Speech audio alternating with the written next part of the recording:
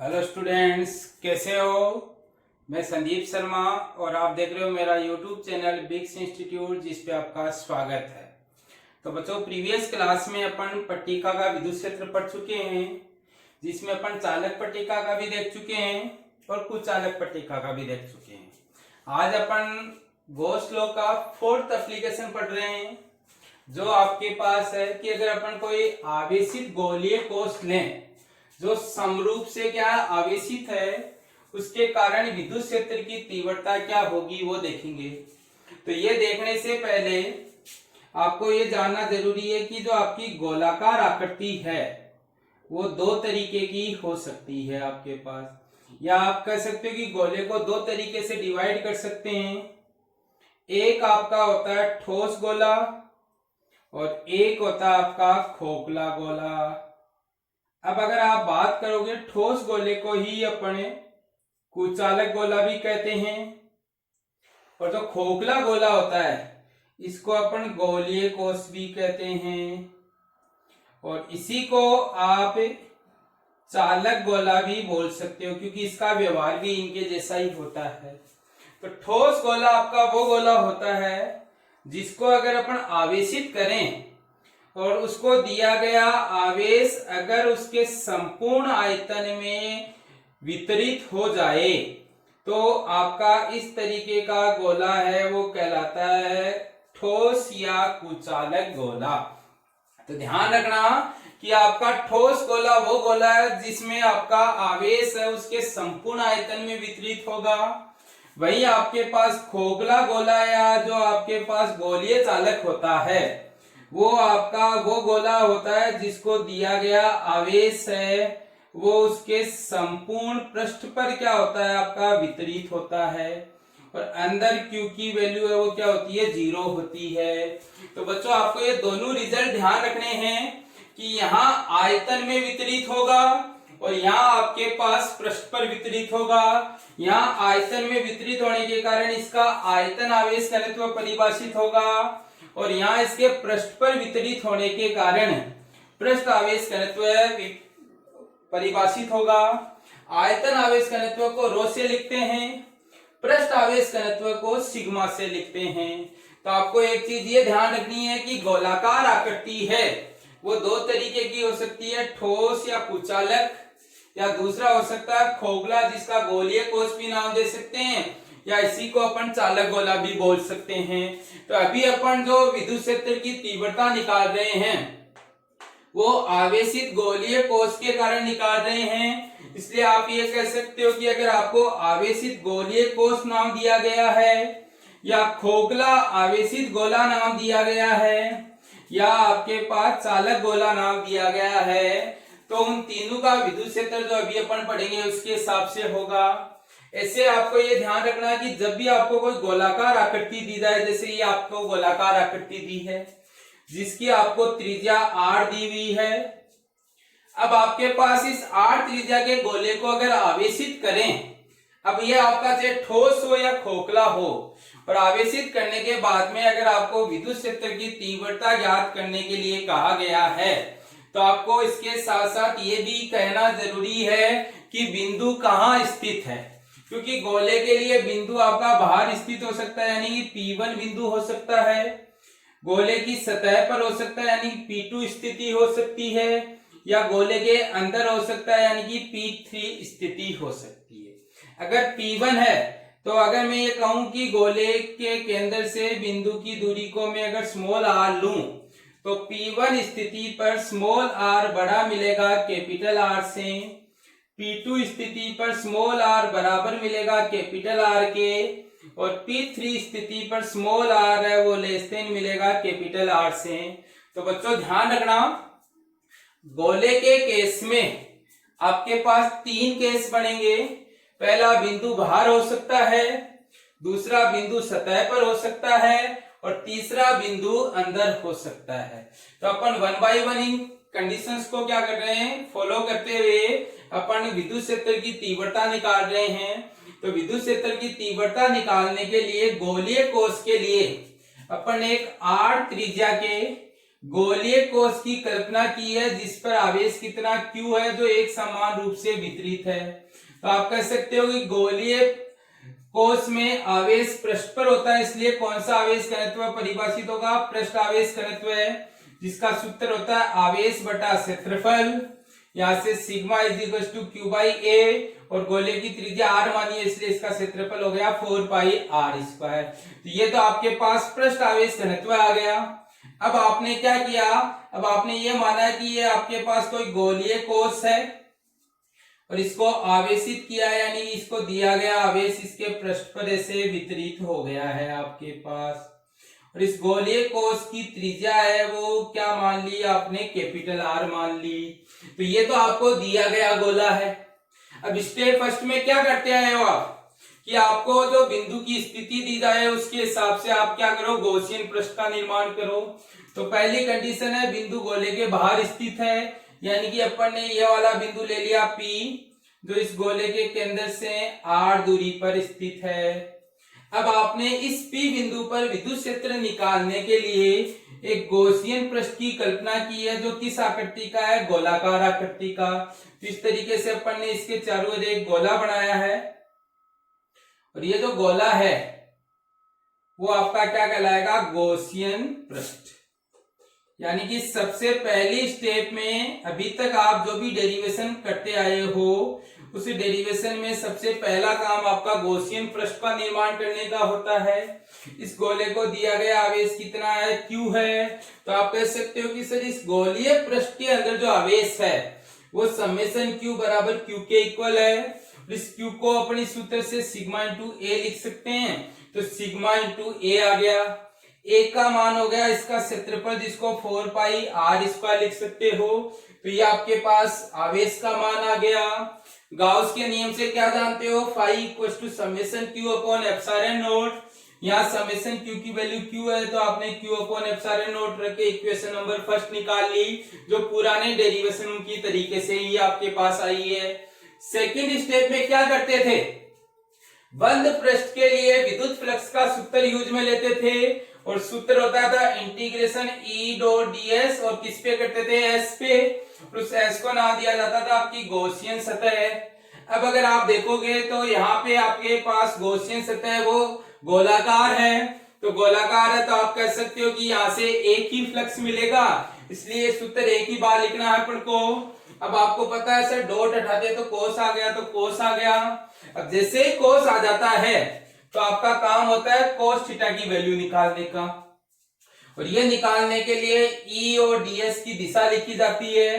तो अपन ने इस P बिंदु पर एक अल्पांश लिया है जिसका क्षेत्रफल की ds है, और इसका ds वेक्टर है वो लंबवत बाहर की ओर हो गया। विद्युत क्षेत्र E है वो भी आपका बाहर की ओर हो गया, जिसके कारण थीटा 0 हो गया, तो कोस थीटा की वैल्यू बना गई। तो आपकी स्टेप सेकंड में मेन काम क्या होता है, तो बच्चों आपके पास यहाँ से कोस थीटा का मान क्या आया, 1 आया। ये 1 आपने यहाँ रखा तो आपके पास फाई बराबर निकल कर आया integration s e ds 1। E बाहर आ गया क्योंकि इस पूरी गोलीय सतह पर आपका जो E है वो नियत है, तो यहाँ से E इंटीग्रेशन s ds, और इस s ds इंटीग्रेशन का मीनिंग क्या है, इस गॉसियन सतह का संपूर्ण क्षेत्रफल या पृष्ठीय क्षेत्रफल, जिसको आप 4 पाई स्मॉल r स्क्वायर लिख सकते हो। तो यहाँ से आपके पास फाई इक्वल टू निकल कर आया E इंटू 4 पाई r स्क्वायर। ये आपके पास समीकरण नंबर 2 हो गया। अब आपके पास थर्ड स्टेप में तो वही करते हो फर्स्ट और सेकंड की तुलना, तो सेकंड से तो E इंटू 4 पाई r स्क्वायर आया, फर्स्ट से आपके पास Q अपॉन एप्सिलॉन नॉट आया। सोल्व किया तो E बराबर बन गया 1 upon 4 pi epsilon not Q upon में r स्क्वायर आपके पास। तो यहाँ से आप इसको लिख सकते हो 1 upon 4 pi epsilon not Q upon r square, जिसमें इसको 1 अपॉन 4 पाई एप्सिलॉन नॉट को K लिख सकते हो। तो आपका सूत्र हो गया KQ अपॉन r स्क्वायर। सदिश रूप में लिखोगे तो E बराबर KQ upon r square r cap, जहाँ r कैप E की दिशा में क्या होता है, एक एकांक सदिश होता है। तो बच्चों आपके पास ये जो डेरिवेशन की है ये सिमिलर डेरिवेशन है आपके पास। आगे अपन देखेंगे कि आपका अगर ठोस गोला है तब भी आपके पास यही डेरिवेशन आएगी, बस केवल आपका ये डायग्राम चेंज हो गया है, जिसमें आवेश है वो अपन अंदर वितरित करेंगे, वो आगे देखेंगे।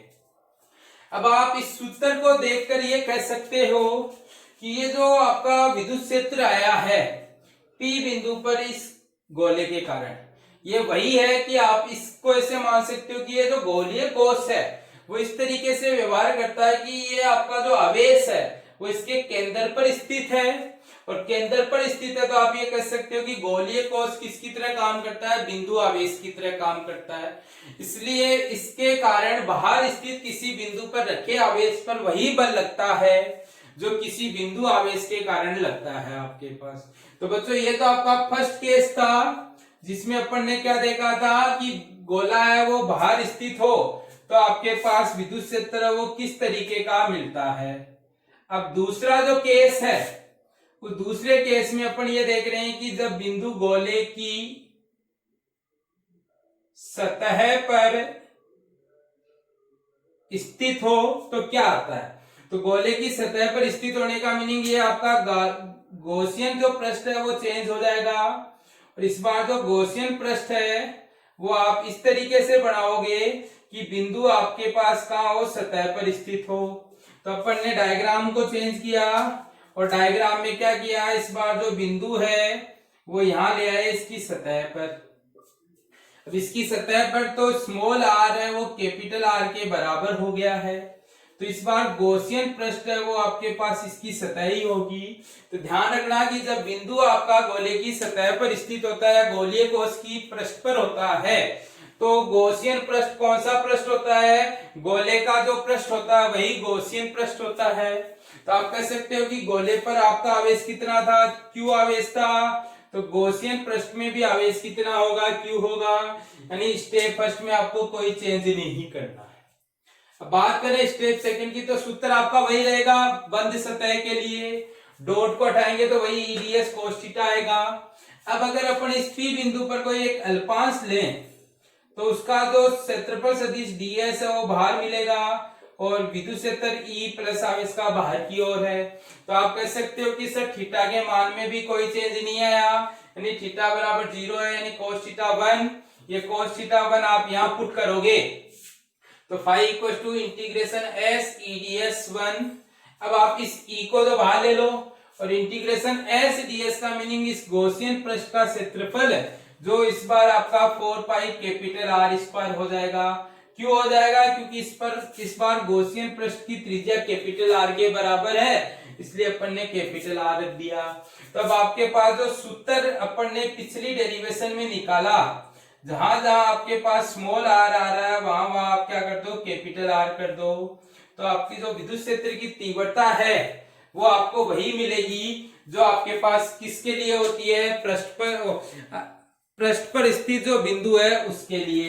अब आप यहां से इस सूत्र को देखकर ये कह सकते हो कि सर हमने यहां जो विद्युत क्षेत्र निकाला है, ये विद्युत क्षेत्र है वो के, क्यू और आर की फॉर्म में है, यानी के, क्यू और कैपिटल आर है वो एक गोले के लिए कांस्टेंट होता है। तो आप कह सकते हो कि जो ई सतह पर होता है वो नियत होता है। तो बच्चों ये रिजल्ट आपको ध्यान रखना है, बहुत काम का रिजल्ट है कि किसी भी गोलीय कोश की सतह पर जो विद्युत क्षेत्र है वो हमेशा क्या होता है, नियत होता है।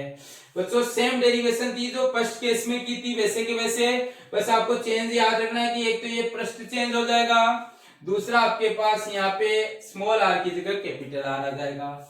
ऐसे अगर केस थर्ड लो जिसमें जब बिंदु गोले के अंदर स्थित हो, अगर बिंदु आपका गोले के अंदर स्थित है तो आपके पास इस बार गॉसियन पृष्ठ है वो आपको अंदर बनानी पड़ेगी, अंदर बनानी पड़ेगी। तो अपन ने ये आपका गॉसीय कोश लिया, इसको आवेशित किया, आवेशित किया तो आप कह सकते हो कि आवेश इसके पृष्ठ पर है, अंदर आवेश की वैल्यू 0 है। ये मैंने केंद्र C जिसमें इसकी त्रिज्या कैपिटल R बना दी, और अब आपने ये बिंदु है वो इस बार इसके अंदर ले लिया, यानी इसके केंद्र से स्मॉल r दूरी पर ये कोई P बिंदु लिया, और इस P बिंदु से गुजरती हुई गॉसियन पृष्ठ का निर्माण किया जो इस बार गोले के अंदर है। अब आप क्या जानते हो कि अपन पढ़ के आए कि सर गोलीय कोश के लिए जो इनसाइड आवेश होता है Q, वो कितना होता है 0। जब अंदर आवेश Q 0 है तो आप कह सकते हो समेशन Q की वैल्यू किसके इक्वल आ गई, 0 के इक्वल। और ये 0 आ गया तो इक्वेशन नंबर जो फर्स्ट है वो आपका फाई इक्वल टू क्या निकल कर आ गया, 0 निकल कर आ गया। तो फर्स्ट चेंज तो आपको ये करना है, इक्वेशन नंबर फर्स्ट आपके अंदर वाले बिंदु के लिए क्या होगी, 0 के बराबर। इसमें कोई चेंज नहीं है। बंद पृष्ठ के लिए विद्युत क्षेत्र का सूत्र, विद्युत फ्लक्स का सूत्र फिक्स है, डॉट हटाएंगे तो कोस आएगा। अब आप अगर इसके लिए ये गॉसियन पृष्ठ पर आप एक अल्पांश लोगे तो इसका क्षेत्रफल सदिश बाहर की ओर मिलेगा और विद्युत क्षेत्र आपका पहले ही बाहर की ओर है, तो यहाँ थीटा के मान में भी कोई चेंज नहीं आएगा। यानी आप कह सकते हो तीनों केस में कोस थीटा की वैल्यू 1 होती है, और 1 होती है तो आप यहाँ 1 रखोगे तो E इंटीग्रेशन S ds। अब देखोगे तो इस गॉसियन सतह की जो त्रिज्या है वो स्मॉल r हो गई है, तो वापिस आप कैपिटल R की जगह क्या कर दो, स्मॉल r कर दो। बट इस बार आपका स्टेप नंबर जो थर्ड है उसमें अपन क्या करेंगे कि आपका सेकंड से तो आपके पास ये आया और फर्स्ट में आपका 0 है, तो आप ये लिख सकते हो कि सर ये किसके बराबर है, 0 के बराबर।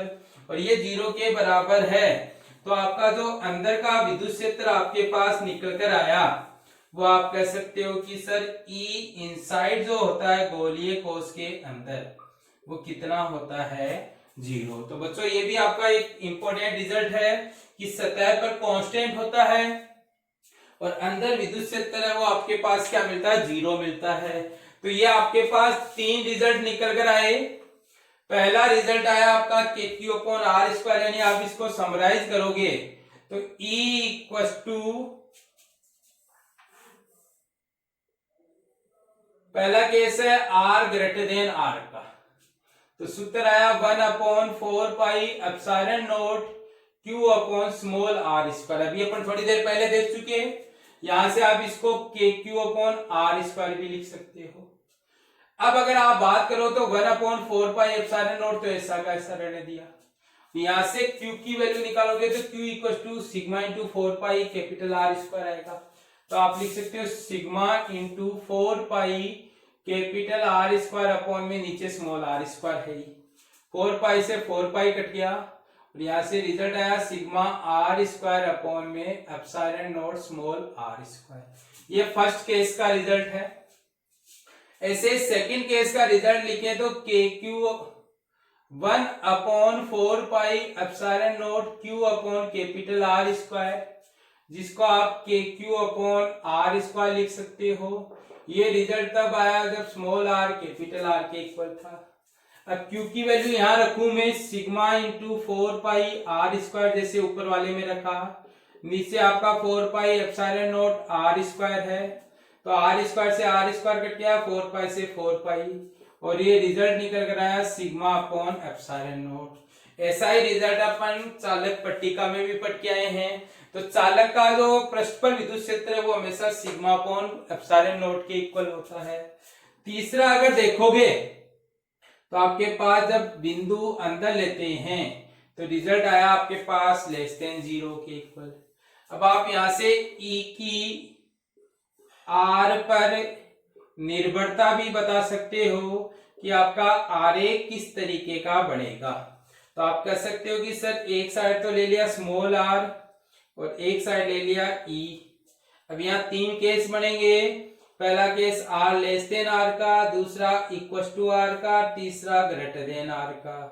सर जब लेस देन r होता है तो E का रिजल्ट हमने 0 निकाला, यानी कि कोई भी ग्राफ नहीं बनेगा। जब स्मॉल r कैपिटल R के इक्वल होता है तब हमारा E है वो सतह पर मिलता है, ये E इनसाइड मिला है, और सतह पर जो विद्युत क्षेत्र आपका निकल कर आया वो KQ अपॉन कैपिटल R² लिख सकते हो, या इसी को सिग्मा अपॉन एप्सिलॉन नॉट लिख सकते हो, जो नियत होता है फिक्स होता है। तीसरा अगर आप देखोगे तो आउटसाइड पॉइंट के लिए E व्युत्क्रमानुपाती R² है, ये आउटसाइड पॉइंट के लिए है। तो आप कह सकते हो कि गोले की जो सतह पर विद्युत क्षेत्र आपको यहां मिला तो कितना मिला, KQ/R²। ये नियत भी होता है और नियत होने के साथ साथ कितना होता है, अधिकतम भी होता है। तो अगर आपको पूछ लिया जाए कि किसी गोलीय कोश के केस में अधिकतम विद्युत क्षेत्र कहाँ प्राप्त होता है, तो आप कह सकते हो अधिकतम विद्युत क्षेत्र उसकी सतह पर प्राप्त होगा, के क्यू अपॉन आर स्क्वायर या सिग्मा अपॉन एप्सिलॉन नॉट, जो फिक्स होता है। तो बच्चों तीनों डेरिवेशन में, तीनों केसेस की जो डेरिवेशन देखोगे तो उनमें आपको मेनली ये चीज ध्यान रखनी है कि आपके पास कौन सी क्वांटिटी तो चेंज हो रही है और कौन सी क्वांटिटी फिक्स हो रही है। स्टेप फर्स्ट में आपके पास एक तो फिगर चेंज होगा, दूसरा क्यू का मान देखोगे। स्टेप सेकंड में आपके पास क्या होगा, इंटीग्रेशन डीएस का मान चेंज होगा। बाकी आपके पास डेरिवेशन करने का सेम पैटर्न है आपके पास, कोई दिक्कत नहीं है बच्चों। ऐसे ही अपन क्या करेंगे कि कोई ठोस गोला लेंगे तो उसमें कैसा विद्युत क्षेत्र मिलेगा वो देखेंगे। तो वहां अपन देखेंगे कि केवल स्टेप फर्स्ट है उसमें आपका फिगर में चेंज होगा, बाकी आपके पास जो केस फर्स्ट की डेरिवेशन है वो दोनों केसेस में सेम रहेगी, चाहे गोला कोशीय हो, गोला वो चालक हो या कुचालक, वो अपन आगे देखेंगे। इससे पहले बच्चों मेरा आपसे निवेदन है कि आप क्या करते हो, वीडियो देखने के बाद में उसको लाइक करना भूल जाते हो, इसलिए मैं आपको ये रिक्वेस्ट करता हूं कि आप वीडियो को स्टार्टिंग में ही लाइक कर दो ताकि आप उसको बाद में लाइक करना ना भूले। इसी के साथ साथ अपने फ्रेंड्स में भी इस वीडियो को शेयर कीजिए ताकि आपके फ्रेंड्स भी इस वीडियो को देखकर कोई सुझाव देना चाहिए वो सुझाव दे सकते हैं और वो बता सकते हैं कि उनको मेरा पढ़ाया हुआ समझ में आ रहा है या नहीं आ रहा। Thank you. आप इसका स्क्रीनशॉट ले लीजिए।